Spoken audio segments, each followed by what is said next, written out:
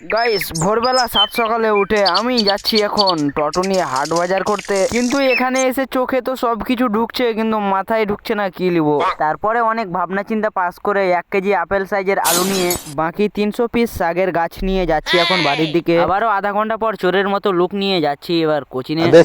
আর এই আবহাওয়ার মধ্যে আমি একাই চোর নয়, অফিসারেরাও চোর হয়ে বসে আছে দেখো। জাহাজ থেকে নেমে সোজা হাঁটছি কোচিনের রাস্তায়, আর কোচিন যাওয়ার পথে দেখতে পাই কয়েকজন আগুন জ্বালিয়েছে, আর আমি নিজেকে সামলাতে না পেরে চলে যাই আগুনের কাছে। 1.5 ঘন্টা কোচিনে বসে থাকার পর চলে আসি আমরা আমাদের বিখ্যাত স্কুলে। তারা গুনবো বলে আকাশের দিকে দেখা মাত্রই দেখতে পাই রোদ উঠেছে। আজকে রোদ উঠেছে বলে তোমরা খুশি হলে আমি কিন্তু খুশি নয়, কারণ রোদ যেদিন উঠবে ওদিন আমাকে গোসল করতেই হবে।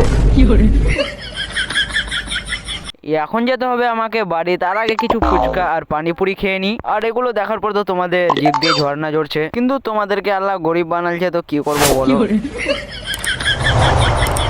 এবারে খুব তাড়াতাড়ি যেতে হবে বাড়ি, না হলে আমার জন্য হেডশট গান নিয়ে বসে আছে। আর আমি যাই বাড়ি, তোমরা একটি ফলো আর সাবস্ক্রাইব করে দাও।